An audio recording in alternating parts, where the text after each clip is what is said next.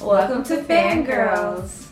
Today we're diving into the dark and devilish world of TV and film and discussing the best portrayals of devils and demons. From charming tempters to terrifying forces of evil, we're taking a deep look into the most iconic representations of the devil on the screen. We'll judge the devils based on their charisma, power, and ability to capture that iconic blend of temptation and fear. By the end of this episode, we'll decide who truly stands out as the most iconic devil. So first up, we have Beelzebub from Futurama versus Satan from South Park.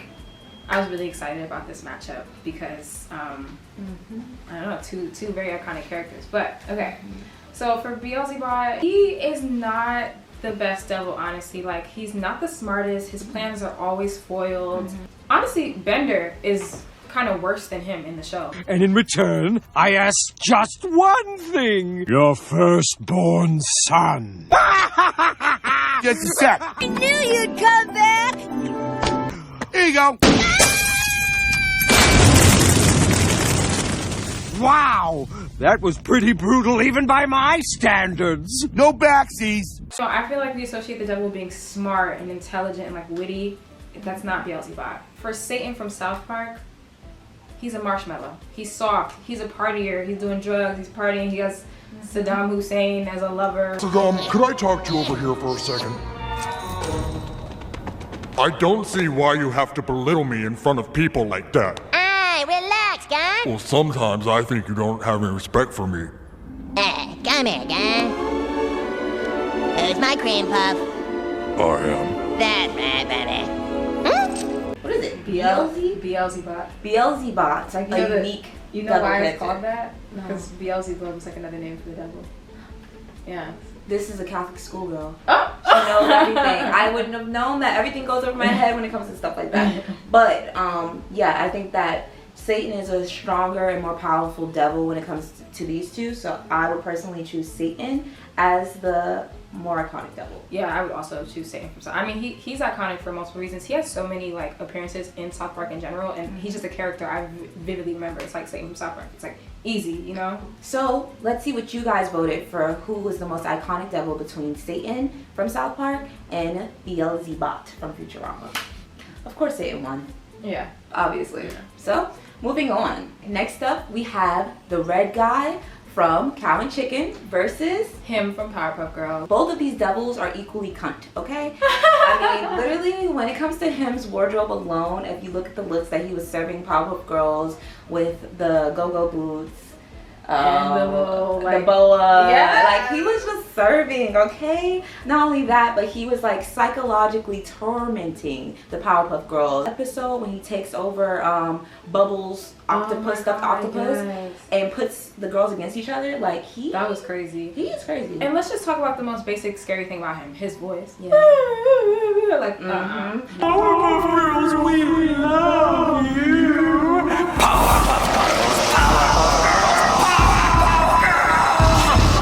Him and the red guy kind of share that like bipolar mood swing thing. The red guy, he starts off just regular tone, and then all of a sudden gets super angry out of nowhere. Like it's All the mommies and daddies are coming to see their little weenies perform. So get ready for part 3 of The Ugliest Weenie!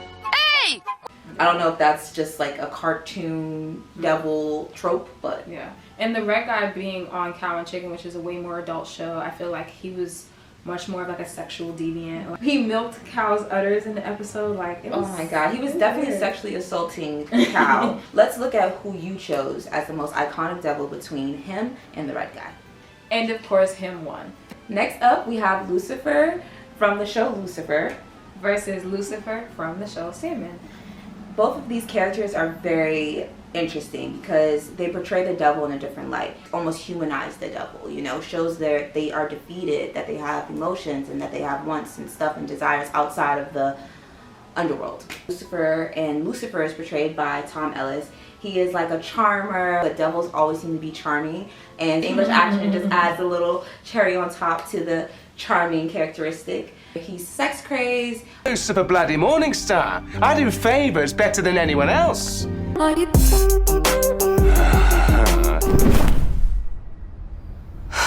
Called a booty call. You ever have one? Of course not. Booties call me. A list of everyone you slept with in the last 8 weeks. Right, you'll need a much bigger notepad. But he wants to see the good in people, and he wants people to do better. He also wants people to stop blaming the devil for everything that goes wrong in their lives and take accountability. So I think that's what makes this such a unique portrayal of the devil on screen. Someone who doesn't believe in what they say. So what are you going to do about it? Why, make you a believer, of course. Stay away. He's a devil! You don't understand. This isn't a performance. He's a devil! For Lucifer from Sandman, first of all, fan of Gwendolyn Christie here because, I mean, Game of Thrones, duh. But what makes Gwendolyn Christie's portrayal of Lucifer so iconic is that we're so used to seeing the devil as this very like obnoxious being. She was very cool with it. I mean, she was wearing white, for goodness sakes. I mean, the angelic vision of her really was so juxtaposed to what we're used to seeing the devil as. I thought it was iconic. I mean, it was beauty. It was a beautiful performance, and it was only a couple scenes versus Lucifer, who had 6 seasons. I think Gwendolyn Christie takes the cake from just a couple scenes in one season. Hello.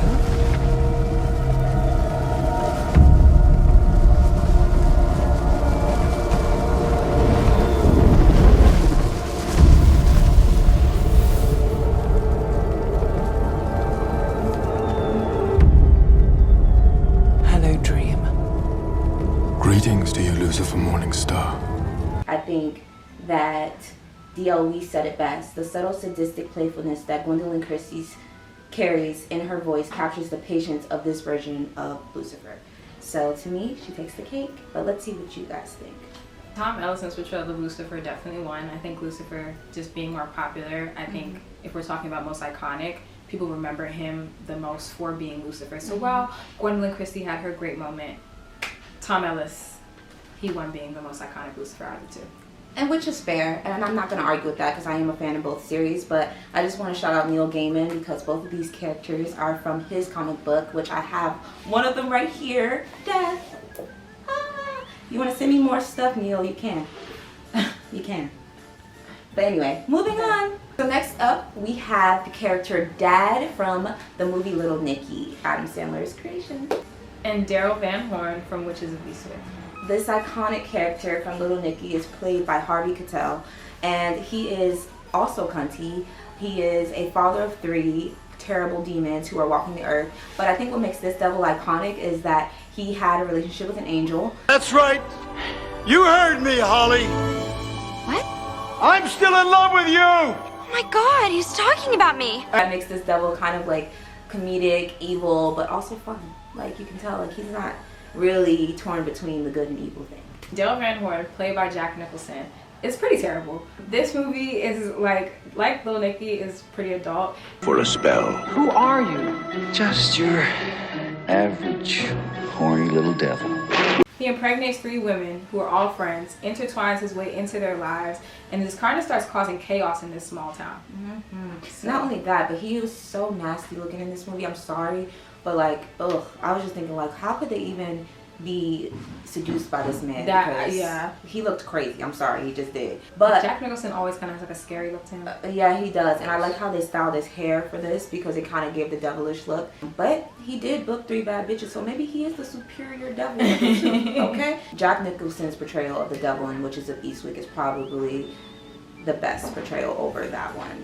But let's see what you guys thought. The people disagreed. The people voted for Little Nicky on my end. Which is one of my favorite movies, by the way. But I just think that Harvey Keitel's devil character just wasn't as strong. I mean, he let his kids take over the throne while he fell apart the entire movie. So how strong and powerful are you as a devil, if that can happen to you?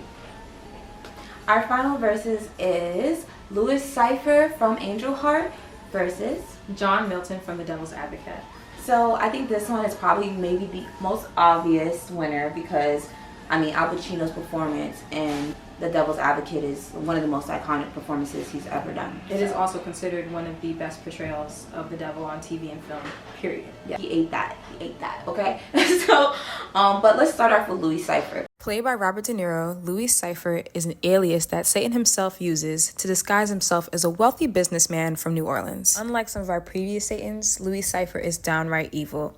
He was making awful deals to steal people's souls, And he influenced Johnny Favorite to kill other people, innocent people. What I loved about his appearance, though, was that in each scene, every time you see him, his nails and his hair progressively get longer. So although De Niro only has a few scenes, he's a strong highlight of the film through his simple but very effective portrayal of the devil. I think of all the devils, John Milton is probably the most evil. Devil's Advocate is a 1997 film that follows a successful defense attorney named Kevin Lomax, played by Keanu Reeves, and his boss, John Milton, who is the actual devil in disguise, played by Al Pacino. Throughout the movie, Milton tries to corrupt Kevin with a luxurious lifestyle and beautiful woman, although he is married. But once his wife is driven to suicide by his boss, Kevin finally wakes up and realizes what Milton's plan was all along. In the end, Kevin defeats the devil by taking his own life. However, the monologue that Al Pacino delivers in one of the last scenes is one for the books. He sets the rules in opposition. It's the goof of all time. Look, but don't touch. Touch, but don't taste. Taste, don't swallow. And while you're jumping from one foot to the next, what is he doing? He's laughing his sick fucking ass off. He's a tight ass. He's a sadist. He's an absentee landlord. Worship that? Never. Let me see your results for the Louis Cypher versus John Milton. Thanks for tuning in to our most iconic Devils and Demons portrayal on TV and film. At the end of the day, it seems like Al Pacino takes the cake and became the most iconic Devil and Demon on TV and film. Rightfully so. And if you agree with our list, please like, subscribe, and comment below. Thanks for watching. See you next time.